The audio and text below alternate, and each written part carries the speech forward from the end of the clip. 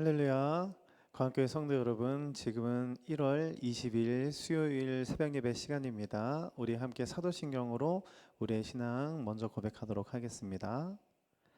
전능하사 천지를 만드신 하나님 아버지를 내가 믿사오며 그 외아들 우리 주 예수 그리스도를 믿사오니 이는 성령으로 잉태하사 동정녀 마리아에게 나시고 본디오 빌라도에게 고난을 받으사 십자가에 못 박혀 죽으시고 장사한 지 사흘 만에 죽은 자 가운데서 다시 살아나시며 하늘에 오르사 전능하신 하나님 우편에 앉아 계시다가 저리로서 산자와 죽은 자를 심판하러 오시리라.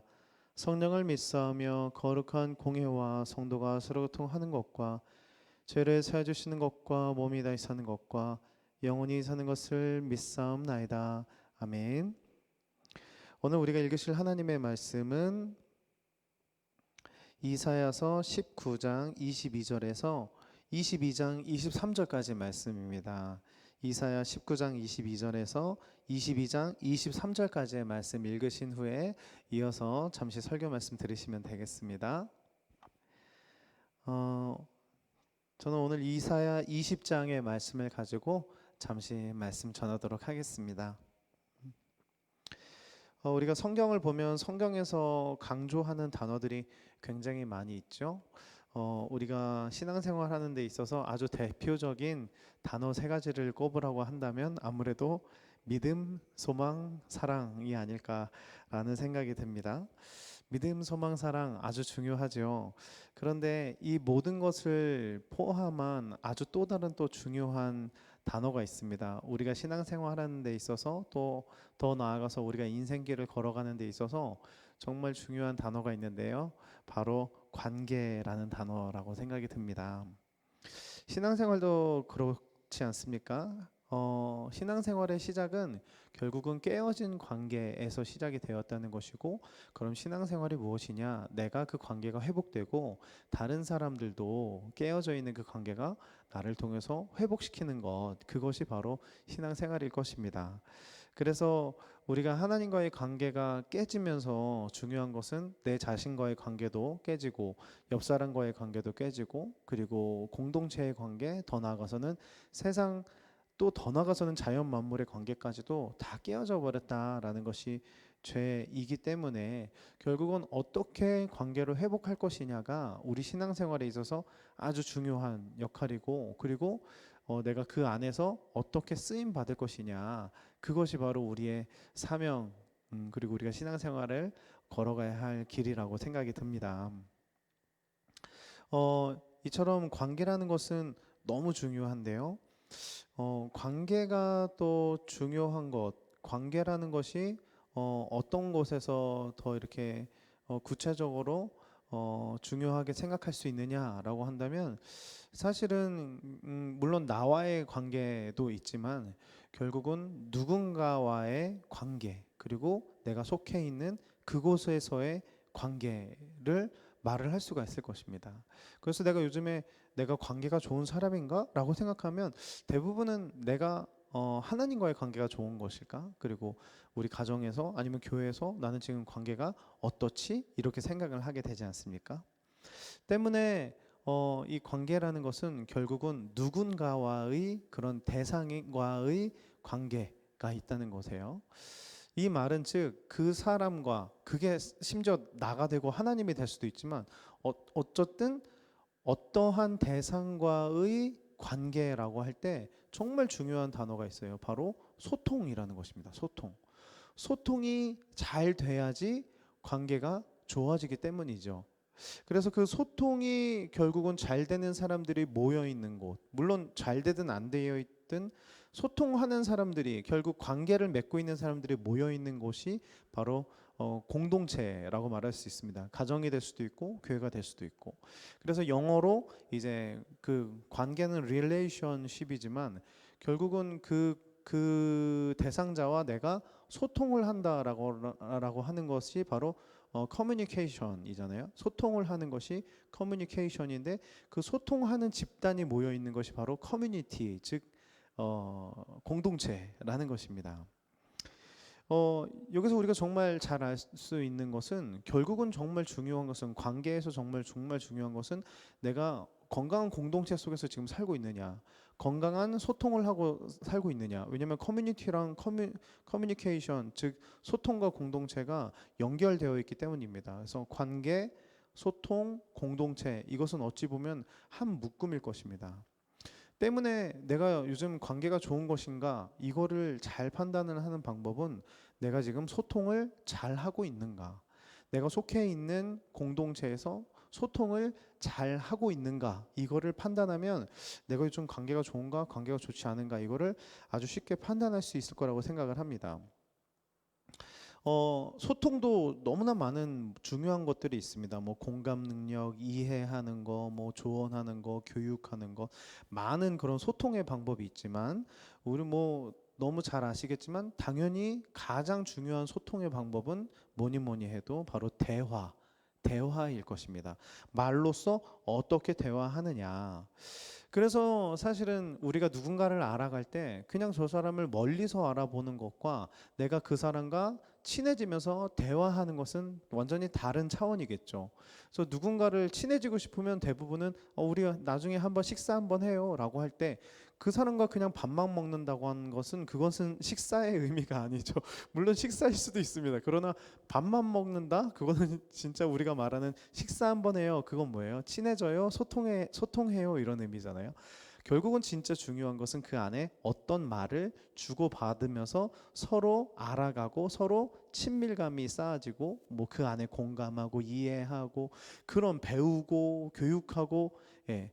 결국은 정말 중요한 것은 대화, 바로 말이라는 것입니다. 그런데 이제 관계가 좋지 않은 경우는 어떻게 되는 거죠? 예.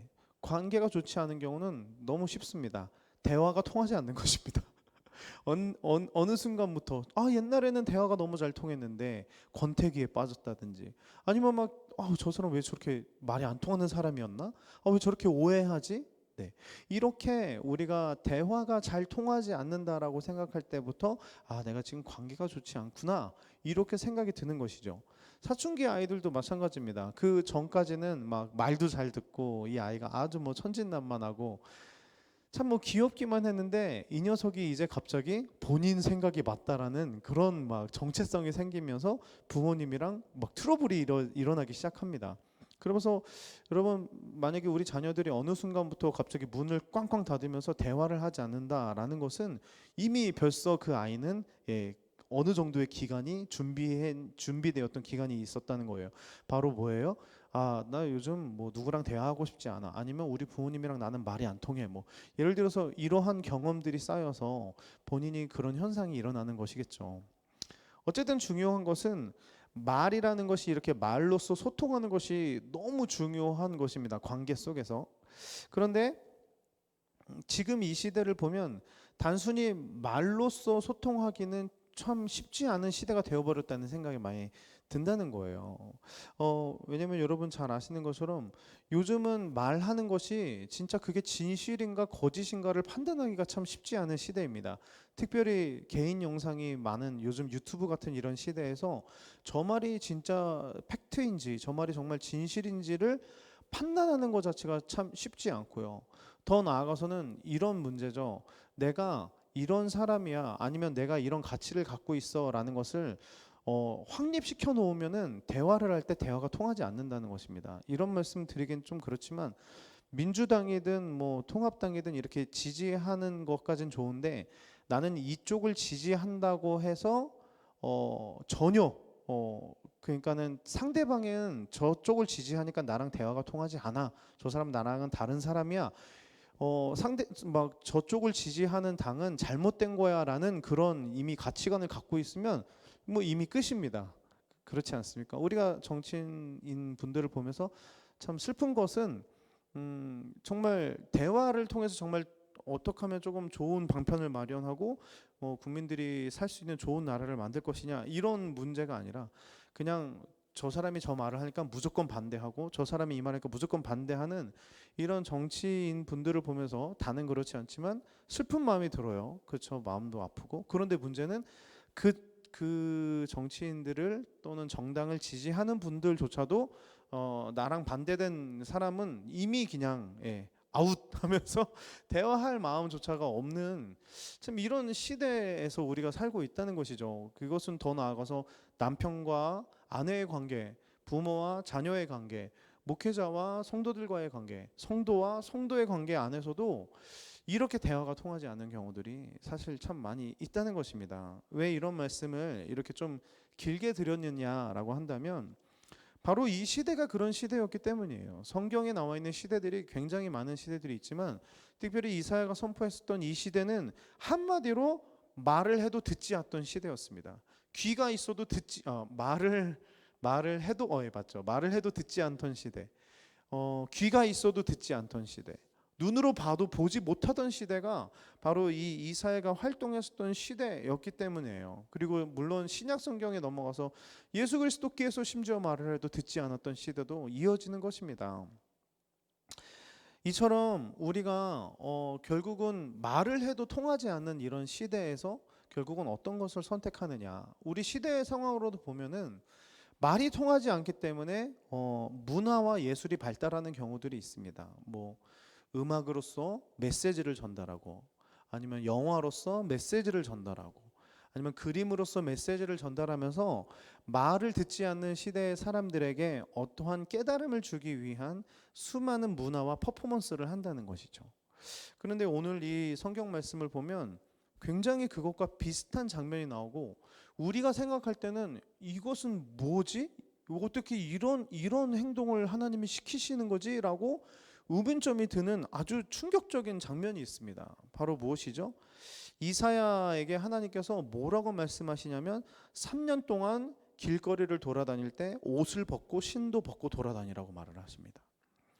여러분 이게 정말 이해가 되십니까? 정말 이게 입장 바꿔서 물론 여호와의 종이라는 단어가 사실 우리 모두가 여호와의 종이지만 그래도 좀 말씀을 가르치는 입장인 우리 목회자들에게 만약에 하나님께서 지금은 그런 시대는 아니지만 어쨌든 음성으로 갑자기 정인아 네가 이제부터 3년 동안 옷을 다 벗고 신도 벗고 길거리 돌아다녀라 라고 한다면 여러분 어떻게 생각하시겠습니까? 일단 기본적으로 저부터 이게 무슨 말입니까? 그게 말이나 됩니까? 라고 할 것 같고요. 제가 뭐 그렇게 한다고 한들 성도들이든 뭐 사람들이 뭐 저런 미친 사람이다 해서 이렇게 생각하지 그 사람의 뭐 메시지를 듣겠습니까? 그냥 이것은 상식적으로 사실 이해가 되지 않는 대목입니다. 그런데 하나님께서는 성경에 특별히 선지자들에게 정말 이러한 퍼포먼스라고도 할 수도 있지만 이러한 행위적인 메시지를 선포하는 경우들이 드문드문 나온다는 거예요. 예를 들면 에스겔에게 말씀을 전하는 에스겔에게 하나님께서 갑자기 벙어리로 만들어 버리신다든가 아니면 네가 이제 오늘 밤에 아내가 죽을 것인데 슬피 울면 안 된다라는 행위를 강조하신다든가 한 방향으로만 잠을 자라라고 말씀을 하신다든가 뭐 예레미야에게도 뭐 마찬가지고 또 우리가 잘 아는 호세아에게 그 몸을 파는 여인을 아내로 맞이하고 이름까지 다 정해 주십니다. 이러한 모든 그런 행위들이 결국은 하나님께서 왜 이렇게 선지자들에게 말도 안 되고 이해가 되지 않는 행동을 하라고 하시냐 말씀이신 거죠.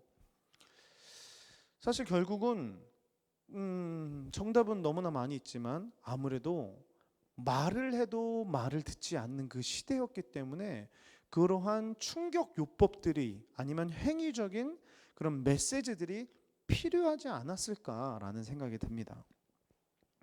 사실 이사야가 옷을 벗고 3년 동안 다녔었던 이유를 결국은 4절에서도 이렇게 말씀을 하시는데요. 왜냐하면 그 당시 사람들이 애굽과 구스라는 곳을 너무나 의지했습니다. 그래서 지난 시간에도 애굽에 대해서 말씀을 전했던 것처럼 애굽과 구스를 너무나 의지했어요. 하나님보다 더 의지했어요. 그랬을 때 하나님께서 이사야에게 옷도 벗고 신발도 벗고 길거리를 돌아다녀라라고 말씀하셨던 이유는 네가 의지하고 있는 이스라엘 너희들이 의지하고 있는 그 애굽과 구스 사람들도 결국은 저렇게 옷 벗고 신발 벗고 포로로 끌려가든지 그렇게 가난해질 것이다. 그렇게 참혹해질 것이다 라는 것을 그냥 말로 말하면 사람들이 뭐 듣지도 않으니까 결국은 이사야에게 그런 행동을 보이게 하셨다라고 말씀이 생각이 들어집니다.